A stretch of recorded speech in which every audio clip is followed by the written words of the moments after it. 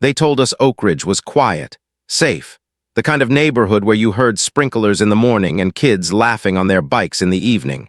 But the first words I ever heard on that street weren't laughter. They were a command. "You will join my HOA." It was the day we moved in. The U-Haul still groaned in the driveway, boxes stacked so high they leaned like they might topple with one wrong step. My son Michael had his hands on his knees, sweat dripping into the dust, catching his breath from hauling furniture. I was pulling Emma's bicycle off the truck when a shadow blocked the front door. Laura Edwards, clipboard pressed to her chest like it was a badge of authority.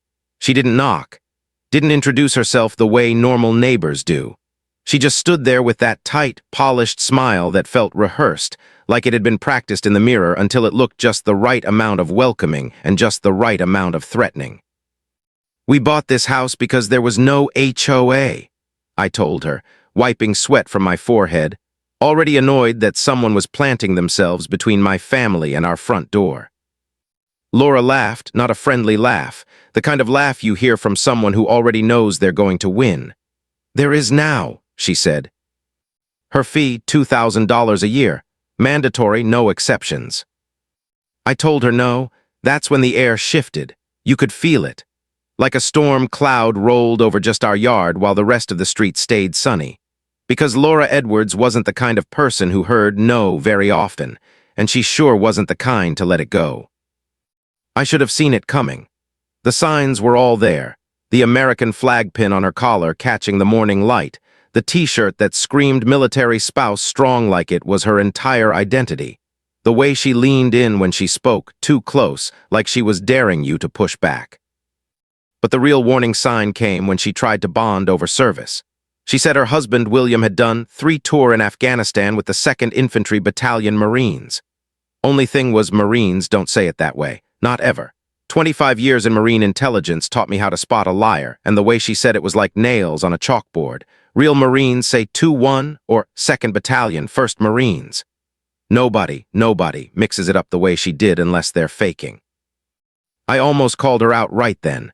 My instincts were screaming too, but the Corps taught me patience. You don't reveal what you know until you're ready to close the trap. So instead, I smiled and asked questions, letting her spin her story. Then Emma came skipping down the steps, 12 years old and innocent, carrying a box she had no business trying to lift. "Grandpa, where do you want your Marine stuff?" she asked, loud enough for the whole street to hear. Laura's eyes lit up like fireworks. She crouched down, slipped a cheap plastic bracelet into my granddaughter's hand, and started talking about special youth groups for military kids. Emma's smile was pure, wide, trusting. She had no idea she'd just given Laura the ammunition she wanted most, proof of who we were, what we valued, and where to strike. That night, after Emma was asleep clutching that bracelet like it was treasure, I sat at the kitchen table with our property deeds spread out in front of me. Black ink on white paper, clear as day. No HOA, no assessments, no obligations. We were clean, legally untouchable. But people like Laura don't care about paperwork. They care about power. I typed her name into my laptop. Laura Edwards, Willow Creek HOA. Her profile was a shrine to herself, smiling in front of veteran memorials, running charity 5Ks, speaking at community meetings with that flag pin shining in every photo. Too polished, too staged, like someone had Googled military spouse aesthetic and copied it line for line. And then the first violation showed up, slipped under our door before sunrise, like she wanted us to know she could reach us while we slept. Grass height exceeds community standards, 4.1 inches. Fine, $500, payable to Willow Creek Community Association. I went outside and measured it myself. 3 inches flat, still damp from the morning dew. We'd barely been in the house long enough to plug in the refrigerator. How could the grass already be too long? That's when I understood. This wasn't about grass. It wasn't about paint colors or fences or the usual HOA nonsense. This was about dominance. And Laura Edwards had just declared war. The paper crumpled in my fist, the ink smudging under my thumb as I stared at the so-called violation. I could almost hear Laura laughing across the street, probably watching from her blinds, waiting to see how we'd react. Michael came out carrying a box of tools, his shirt clinging with sweat. He glanced at the paper in my hand and frowned. "Already? We just got here." I didn't answer right away. My eyes were still on the grass, perfectly even, still pressed flat in spots where the movers had walked across it. The absurdity of it all made my blood pressure climb. But it wasn't about grass. It never was. By the time the sun dipped below the rooftops, the mailbox carried another notice. This one had a grainy photograph of Michael's car sitting in our own driveway, vehicle parked in violation of expansion zone agreement. Fine, $500, another charge for rules we'd never signed for an agreement that didn't exist. I knew the pattern. Years of intelligence work taught me to spot it. This wasn't a misunderstanding.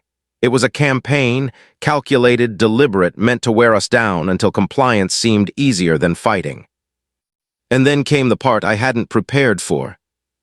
Emma burst through the door after school on Wednesday, her little backpack sliding down her shoulder, mascara streaked across her cheeks. She collapsed onto the couch, hands covering her face, her sobs echoing in the quiet house.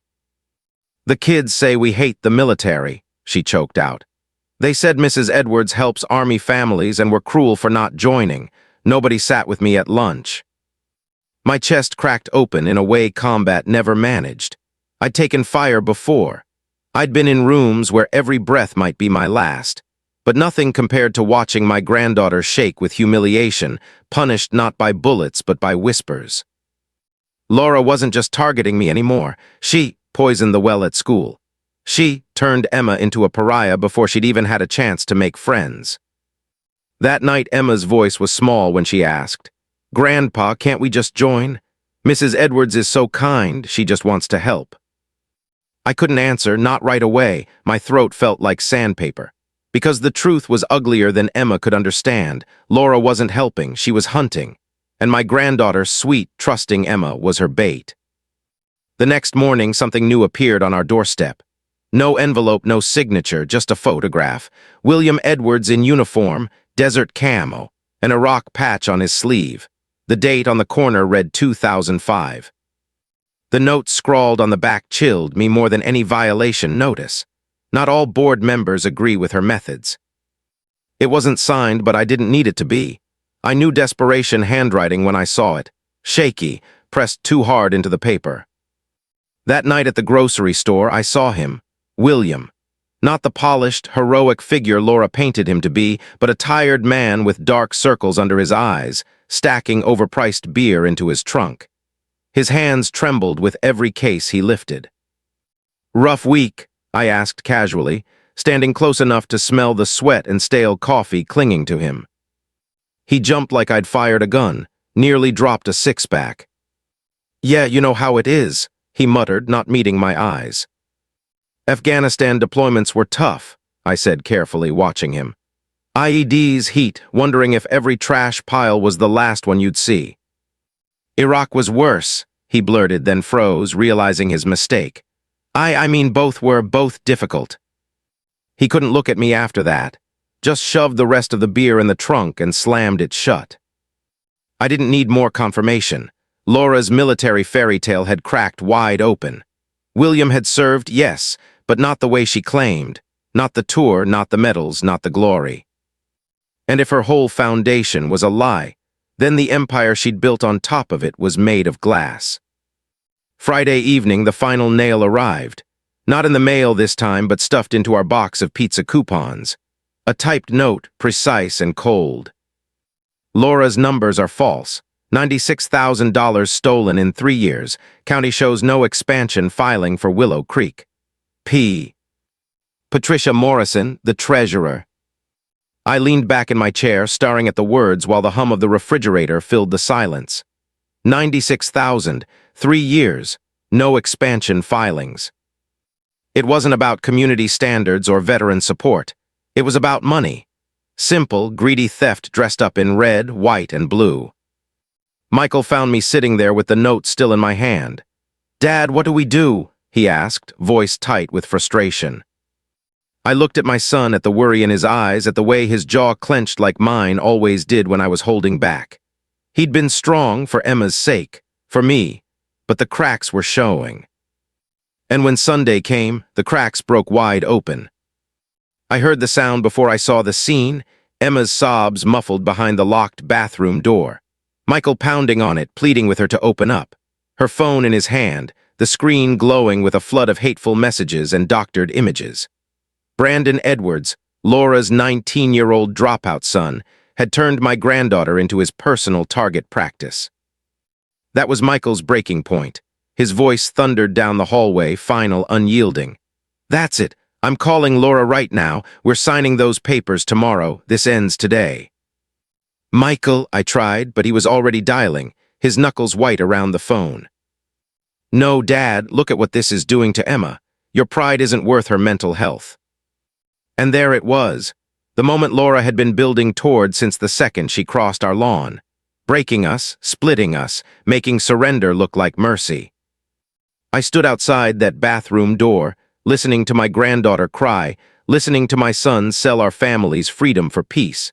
And for the first time in years, I felt powerless. But here's the thing about people who survive long enough to feel powerless. We don't stay that way. Laura Edwards thought she'd won. She thought she'd broken us. What she didn't know was that broken men don't retreat. Broken men fight harder. And the war for Oak Ridge was just getting started. When you've spent 25 years reading lies off enemy faces, you learn to spot the tremor before the storm. And Monday morning, that storm arrived in an envelope. It was tucked under our doormat, no return address, no postmark. Inside, a single sheet of paper. The words scrawled in a shaky hand, emergency situation requiring immediate attention. Meet me Saturday, 600 hours at Oak Ridge Park. Alone, no Michael, no Emma, absolutely no one. Laura cannot know. I have the evidence that ends everything. But there's something you must know about your son first. It was signed W. William Edwards. I read it 3 times, my pulse pounding harder with every line. Evidence that ends everything. A warning about Michael, my son. For the first time since Laura began this campaign, my instincts didn't know which way to turn.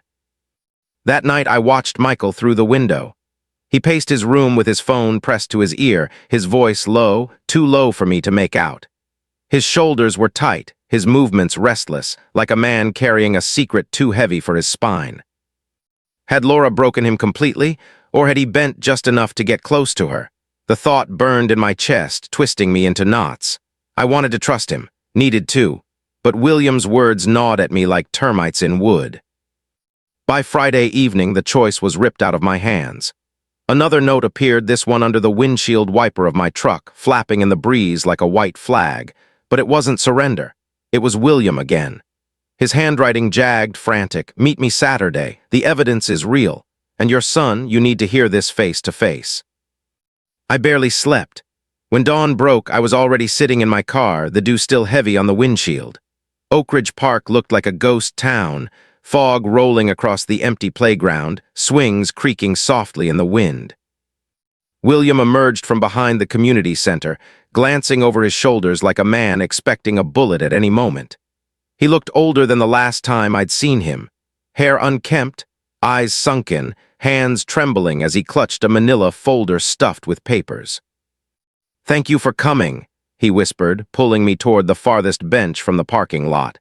"She doesn't know I'm here. She thinks I'm fishing with guard buddies. This has to stay between us." He spread out the papers, divorce documents, stamped 3 weeks earlier. "I filed after she threatened your granddaughter," he said, his voice cracking on the word. "That was the final straw. I can't protect her lies anymore." I scanned the papers, feeling a strange mix of relief and suspicion. William was the man Laura painted him to be. He wasn't her partner in crime, not really. He was her prisoner. But it was what he showed me next that made my breath catch. His phone, a text thread.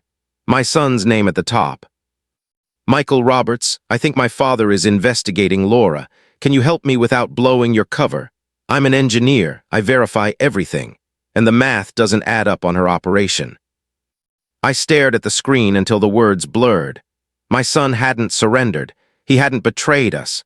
He'd been running his own investigation, quietly, methodically, while convincing Laura he'd given up. William nodded at my expression. Your boy is smarter than either of us thought. He contacted me after digging into county records.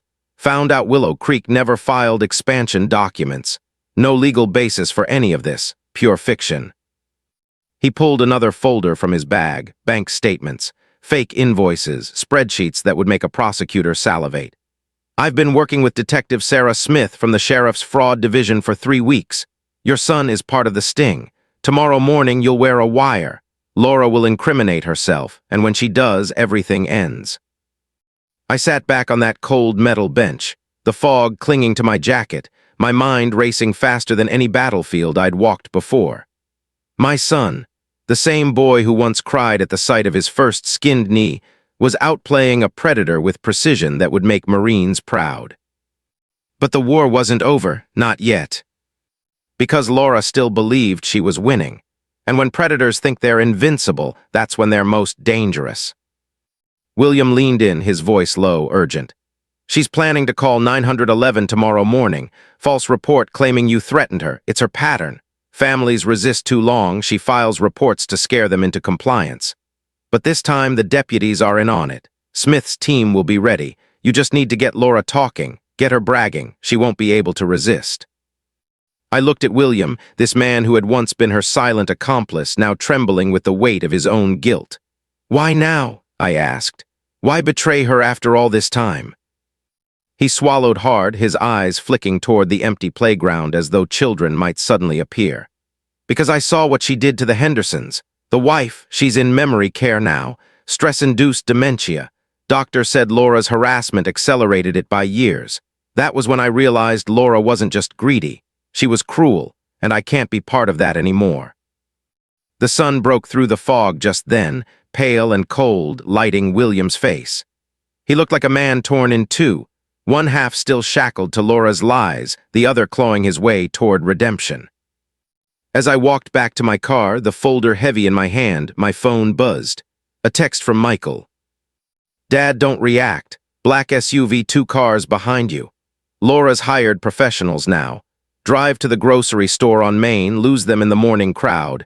Meet me at the storage unit after. We need contingency plans, trust me. My grip tightened on the steering wheel as I glanced in the rearview mirror. The SUV was there, steady, deliberate, holding distance like they'd practiced it. Laura had escalated from petty fines and fake violations to professional surveillance.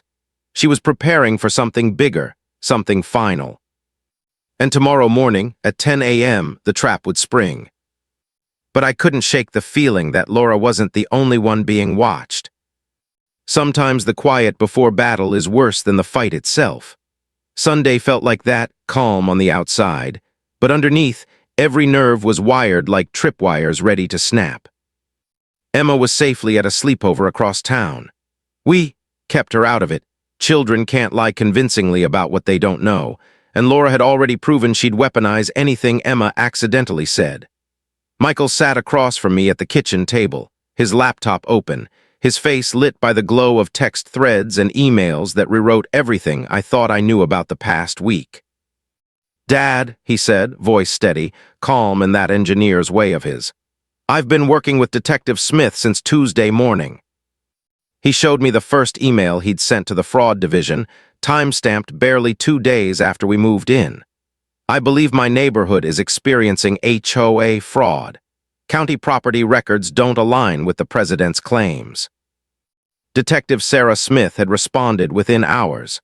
By Wednesday, Michael was fully briefed on the county's investigation. All those calls you overheard?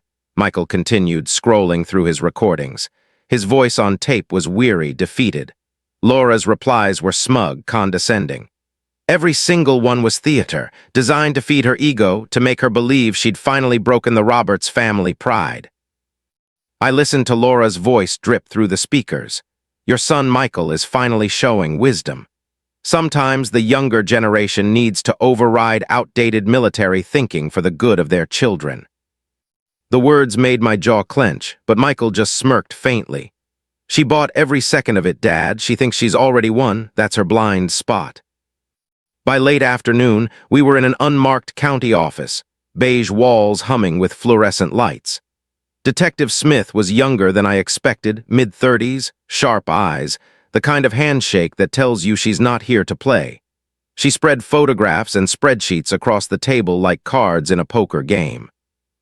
"Mr. Roberts, your family isn't the first she's targeted," she began, her voice clipped all business. "We've documented at least 16 families defrauded by Laura Edwards. Estimated theft, $183,000. We suspect the network extends across 3 counties, with 23 other so-called HOA presidents running the same scam." The scale of it hit me like a gut punch. Laura wasn't just a neighborhood tyrant. She was part of an organized machine. "The prosecutor needs her voice on tape," Smith explained.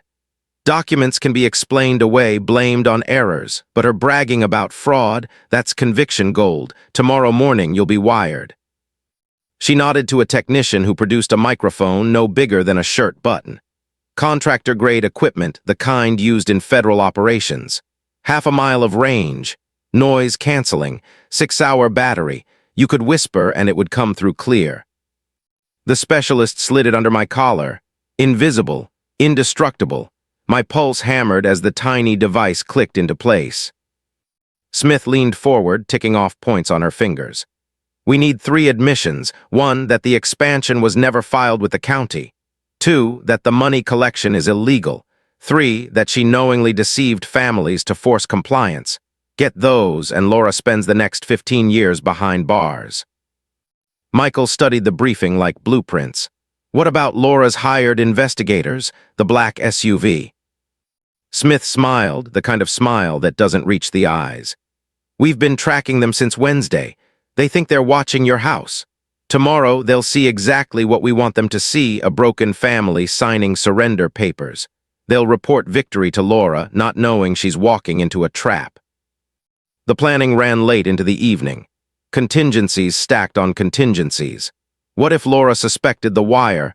What if she refused to talk? What if Brandon's hacking exposed the operation? Smith had backup plans for everything. And Michael, my son, my stubborn, brilliant son, had plans of his own. He opened a folder thick with documents, neatly organized. "Dad, if something goes wrong with the recording, I've built a civil fraud case from the ground up. County property records, assessor's office files, municipal code violations. I've got proof Willow Creek never filed expansions. Even without a confession, we can bury her in court." I sat there staring at him, pride swelling in my chest so hard it almost hurt. For days, I thought he'd cracked, that Laura had broken him. But he'd been running a deception operation worthy of any Marine intelligence officer. As midnight crept closer, the weight of it all settled in. Through the window, I could see Laura's house across the street, every light blazing like a war room. She probably thought she was tightening the noose. She had no idea she was walking herself into it. Back home, Michael packed a go-bag, cash, documents, spare phones. "Just in case it all goes sideways," he said quietly. "We don't underestimate people like her dad. We prepare for every variable." My phone buzzed then. A message from an unknown number, know about the wire. Brandon hacked Smith's email. Signed papers or Emma's photos go nuclear. Deep fake audio is perfect. Your choice. Cooperate or your daughter suffers. My stomach dropped. For a second, the room tilted. Then another message came through, this time from Michael's number. "Don't panic. That was Brandon's old phone. We planted the fake email for them to find. They think they know the plan, but that's the decoy. The real briefing happened at a different location with different equipment. Let them think they've outsmarted us. Every move they make strengthens the case." I stared at him, stunned. My boy wasn't just surviving Laura's psychological warfare, he was turning it back on her. He leaned back, his face calm, but his eyes burning. "Dad, tomorrow isn't just about catching Laura. It's about teaching her what happens when you push a family too far. She thinks she's a predator. Tomorrow she finds out she's prey." And for the first time in weeks, I let myself believe him. Because Laura Edwards thought she'd broken us. But in truth, she'd only forged us into something stronger. Tomorrow morning, she'd find out exactly what that meant. The morning of the sting started like any other in Oak Ridge, dogs barking in distant yards, sprinklers hissing across trimmed lawns, and the faint smell of bacon drifting from someone's open kitchen window. But for us, Every sound carried an edge. Every motion felt staged.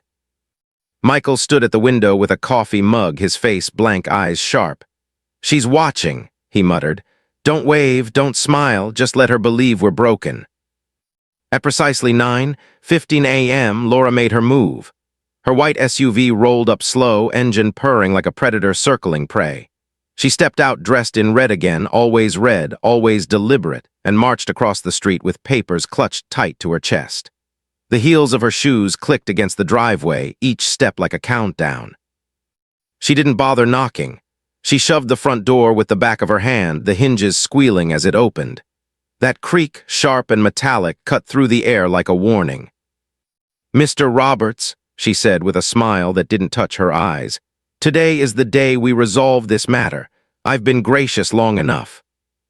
Michael and I sat at the kitchen table, a single pen between us. Emma's absence made the house feel hollow, like Laura had already stripped it of warmth. I kept my voice level. "We'll sign." Laura's smile widened. She placed the documents on the table like she was dealing cards at a casino. $2,000 a year plus back fees. That's $6,000 due immediately. Once paid, you'll be in good standing with Willow Creek. Her tone dripped with triumph. She thought the game was over. I picked up the pen, turning it in my fingers, buying time. My collar itched where the wire sat hidden, transmitting every sound to the unmarked vans parked half a mile away. My pulse thudded in my ears as I forced myself to meet her gaze. "Laura," I said quietly, "before we sign, I want to understand something. Why us? Why this family?" She laughed, a sharp, brittle sound.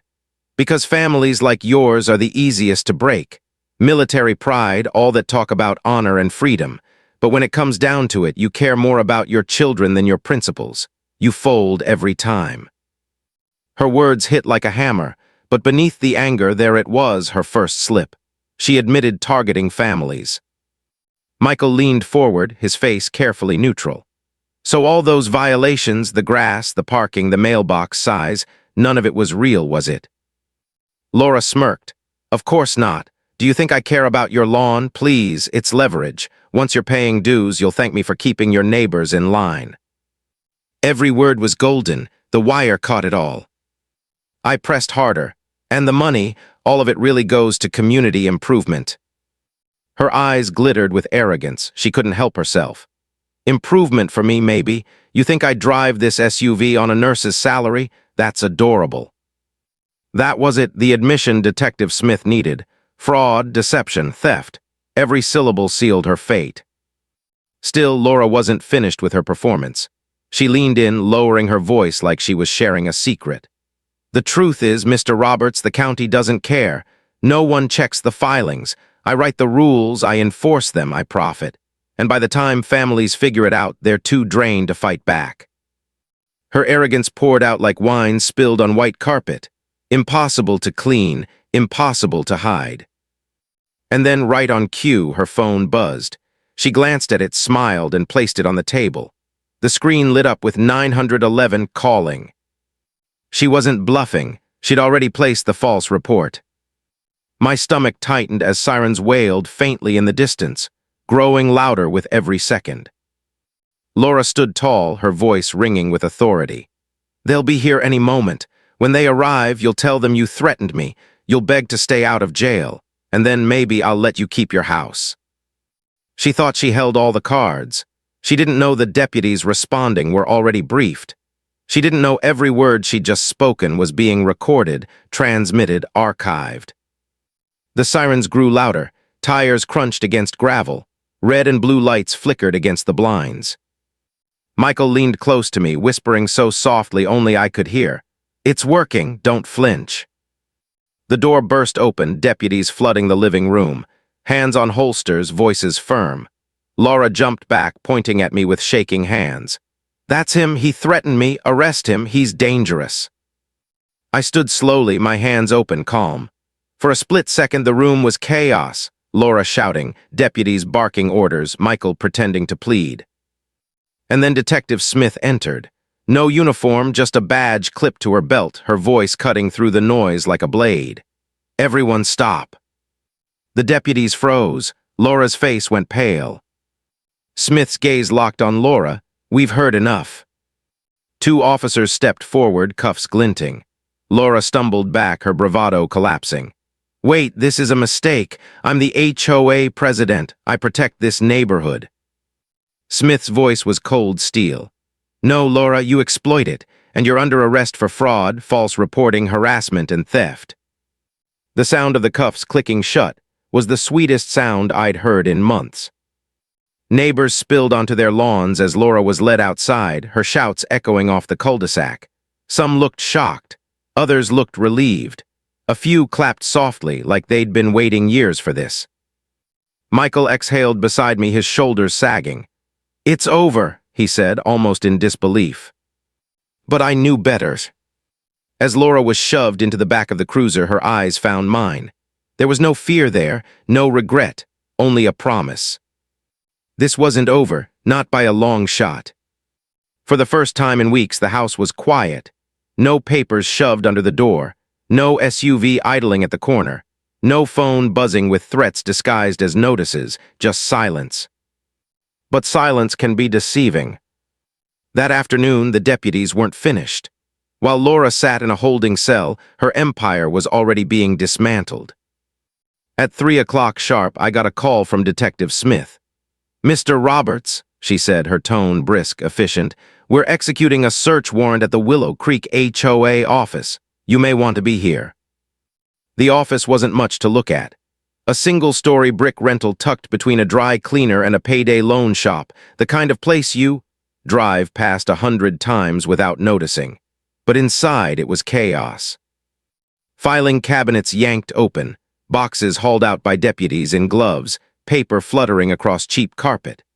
The air smelled of dust and toner, stale coffee lingering in the corner. And in the middle of it all stood Patricia Morrison, the treasurer, her arms wrapped tight around her chest. Her face was pale, but there was relief in her eyes. "I told you she was stealing," she whispered as I passed. But nobody listened, not until now. Stacks of invoices lay spread across folding tables. Identical signatures, photocopied checks, duplicate receipts. The fraud was so blatant it was almost sloppy. Smith's voice carried across the room as she pointed at the documents. She didn't even bother hiding the double billing. She counted on fear to keep people from asking questions. I caught Patricia's eye. "Why now?" I asked softly. "Why risk slipping me that photo of William? Why put yourself in danger?" Her lips trembled. "Because I couldn't sleep anymore.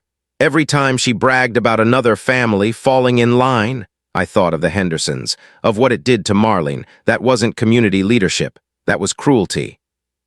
Her shoulders shook as she added, "And because Laura isn't working alone."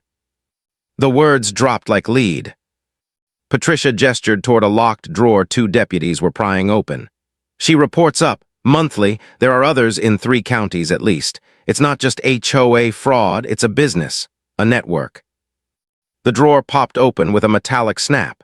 Inside, thick binders, neatly labeled by city and year. Deputies carried them to the evidence table, flipping through pages of addresses, names, dollar amounts. My stomach turned. Families, dozens of them, maybe hundreds. Smith scanned one of the binders, her brow furrowing. She was collecting from neighborhoods that don't even exist anymore, subdivisions that were never built, pure ghost accounts. Patricia whispered, almost to herself, "And she's not the only one running the playbook." The realization settled in my chest like a stone. Laura wasn't a queen. She was a pawn, a loud, arrogant pawn in something much larger. The raid stretched into the evening. Deputies hauled box after box into vans, their boots thudding across the concrete like a drumbeat. Outside, the sun dipped low, shadows stretching across the parking lot. I found myself staring at one of the boxes labeled Concord Estates. My hands itched to open it, to see the names, the amounts, the evidence of every family who'd been crushed under the same scheme. But a deputy shook his head. "Chain of custody," he muttered. "Can't let you touch it."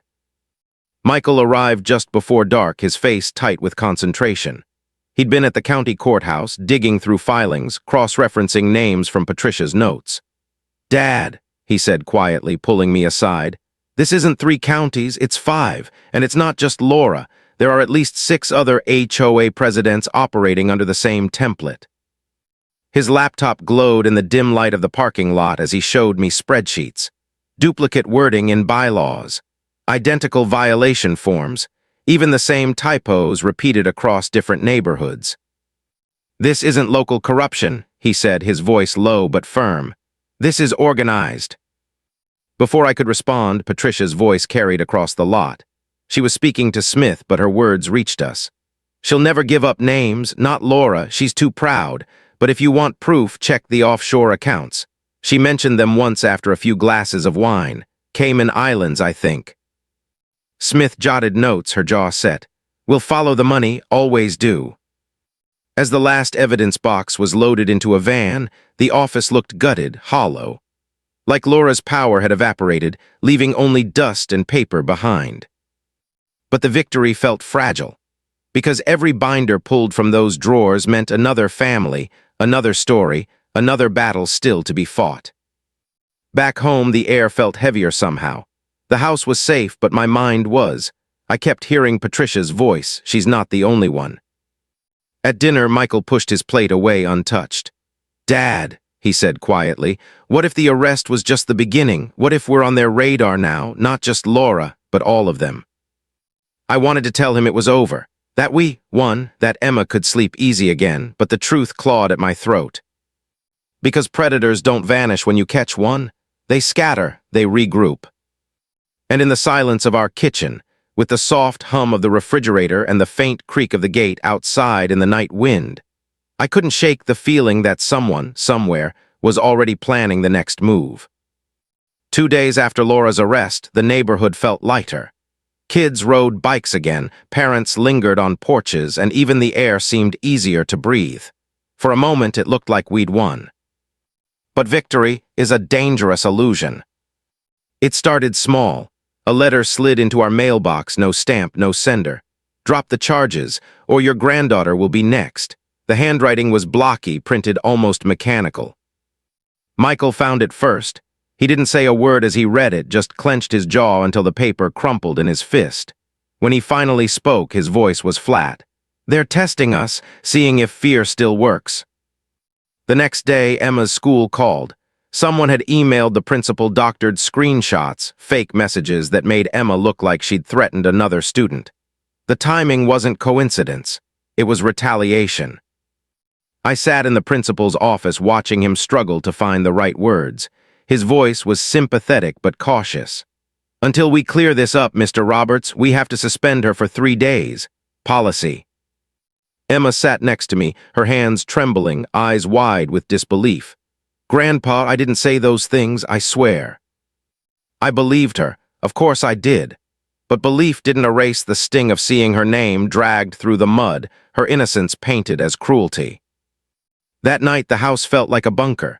Curtains drawn, lights low, every creak of the floorboards setting my nerves on edge. Michael sat at the kitchen table, his laptop open, screens of code and data flashing in rapid sequence. "They're not just harassing us," he said, his fingers flying across the keys. "They're probing for weaknesses, cyber, social, psychological, it's systematic." He pulled up an IP trace, numbers scrolling like a foreign language. These emails didn't come from Laura's son, they came from out of state, different counties, different people. The network's awake, Dad. Laura was just one head of the Hydra. Before I could reply, a car slowed outside. Its headlights swept across the blinds, pausing too long before rolling on. My stomach tightened. Surveillance again. By midnight, Michael had built a firewall stronger than most corporations use, but even he admitted it was a bandage on a deeper wound. "They've got resources," he muttered, "and they're not afraid to use them." The following morning, Detective Smith called. Her voice was sharper than before, like the pressure had finally reached her too. "Mr. Roberts, I won't sugarcoat this. Since Laura's arrest, we've had 5 new complaints in 3 counties. Copycat scams, threats, someone's accelerating." I asked her the question I already knew the answer to. "Are we safe?" There was a pause on the line, too long, too heavy. Then, "Safer than most, but not untouched. Stay alert." After the call, I stepped outside. The air was cool, the morning sun glinting off dew that clung to the grass. For a moment it felt normal, peaceful. Then I noticed the gate. It was open, just a crack. I knew I'd closed it the night before. I always did. Old habits always secure the perimeter. Dust streaked the hinge where it had been nudged. A footprint, faint but fresh, marked the edge of the driveway. Someone had been here. When I told Michael, he didn't panic. He just grabbed his notebook, flipped it open, and began sketching. Camera placements, motion sensors, lights. If they're coming closer, we'll make sure they regret it. Emma overheard us. Her voice was small, trembling. "Grandpa, are they going to take me away?" I knelt down, pulling her close, feeling the warmth of her hair against my chin. "No, sweetheart, no one's taking you anywhere. That's a promise." But promises are fragile when enemies move in shadows. That evening, Patricia showed up at our door. She looked worn, her eyes darting nervously to the street. "I don't have much time," she whispered, slipping inside. She placed a flash drive on the table. "These are Laura's backups, meeting notes, contact lists, payment logs. She kept everything. I copied it before the deputies took the originals. But there's something you need to see." Michael plugged it in. Folders opened, rows of names filled the screen. Families across 5 counties, dollar amounts, status notes, and then a section labeled Priority Resistance. Our name was there, in bold, underlined, notes scribbled, former military, strong-willed, must be broken publicly, use family leverage. My stomach twisted as Michael scrolled further. Other families, other targets, some marked neutralized, some marked pending. Patricia's voice cracked. "It's bigger than we thought. They target the strong ones first, break them, and the rest fall in line." Michael leaned back, rubbing his eyes. "This isn't about money anymore, it's about control." The room went silent. The refrigerator hummed. The gate creaked in the wind. My mind replayed every warning, every threat, every shadow in the corner of my vision. Laura was in custody, but the network she served, it was still out there, and now they knew exactly who we were. When Patricia left, she paused at the door, her voice barely above a whisper. "Be careful. Once they know you won't fold, they stop playing games." That night, as I lay in bed listening to the distant hum of cars, I couldn't shake the feeling that the real battle hadn't even started yet. Because sometimes the scariest part of victory is realizing you've only won the first round. 3 weeks after Laura's arrest, the sound of helicopters shattered the early morning calm. Their rotors thudded across the sky as unmarked vans and black SUVs swarmed the county line. This wasn't just about Oak Ridge anymore. This was war. Michael and I stood on the porch as the convoy passed, Emma clutching my hand tight, her eyes wide with fear and wonder. "Grandpa, is it happening again?" she whispered. I squeezed her fingers, steady and sure. "No, sweetheart, this time it's not happening to us, it's happening to them." By noon, the news was everywhere. Multi-county HOA fraud ring dismantled in coordinated raid. Grainy footage filled the screens, deputies kicking in doors, boxes of cash hauled out of storage units, binders stacked like bricks of evidence. 23 arrests in one day. Detective Smith called just after the press conference. Her voice was sharp with adrenaline but tinged with something softer, pride. "We couldn't have done this without you, Mr. Roberts. Your family cracked the case wide open. The network's been bleeding communities dry for nearly a decade. Today, that ends." But victories in real life don't feel like they do in movies. There was no music swelling, no confetti falling from the sky. Just the quiet hum of the refrigerator, the creak of the gate in the wind, the weight of exhaustion pressing down on every bone. That night, Michael and I sat in the backyard, the cool grass damp beneath our boots. A cigar glowed faintly in his hand, smoke curling into the dark sky. For the first time in weeks, he let himself exhale, really exhale, like he'd been holding his breath since the day Laura first crossed our lawn. "You know, Dad," he said quietly, "I thought this house was just going to be a new start, a place for Emma to grow up safe. I didn't think we'd end up in the middle of a criminal investigation." I chuckled low and rough. "Neither did I, but maybe that's the point. You don't choose your battles, they choose you." He nodded, staring into the dark. Emma's stronger now. She still cries sometimes, but she's different, tougher. That hit me harder than I expected, because toughness in a child is a double-edged sword. It means they've seen too much, too young. It means innocence got traded for survival. The following weekend, neighbors gathered on the cul-de-sac. For the first time, it wasn't to gossip about fines or complain about violations. It was to share food, laughter, relief. Someone dragged out a grill. Kids played tag without glancing nervously toward Laura's old house. Patricia came too. She looked lighter, freer, her shoulders no longer weighed down by secrets. "It's strange," she said softly as we stood near the grill. "For years I thought silence kept me safe, but it only made me complicit. You and your son, you reminded me that courage doesn't come from being fearless. It comes from being scared and doing the right thing anyway." Her words stayed with me long after the crowd drifted home. That night I sat on the porch alone, the air cool, crickets chirping in the distance. I thought about every family whose names had filled those binders. Families who'd been broken, scattered, silenced. Not all of them would get justice. Some wounds run too deep. But maybe, just maybe, our fight meant fewer would suffer tomorrow. The phone buzzed in my pocket, a message from an unknown number. For a heartbeat, old fear stirred. Then I read the words. They thought they owned us, but now we're free, thank you. No signature, just gratitude from someone out there who'd been watching, waiting, hopping. I leaned back in the chair, the wood creaking beneath me, the night air cool against my skin. For the first time in months, I let myself close my eyes and breathe. Because the truth is, HOAs don't break people. Power does, greed does, fear does. And sometimes all it takes to bring that power crashing down is one family refusing to bend. Maybe the strongest people aren't the ones who shout the loudest, but the ones who endure in silence until the right moment to stand. And maybe dignity doesn't always look like pride. Sometimes it looks like sacrifice. Sometimes it looks like a grandfather standing at a window, refusing to let his granddaughter's tears be the price of someone else's empire. The war for Oak Ridge was over, but the lesson it left behind will outlast every fraudster, every tyrant, every false leader who thinks intimidation can buy obedience. Because when you've seen the cracks up close, you learn the truth. Houses can be taken, money can be stolen, reputations can be smeared. But family, when it refuses to break, is untouchable. And that, more than anything, is what Laura Edwards never understood. You've heard this confession, now wait until you hear the next one, the truth that shatters everything you thought you knew.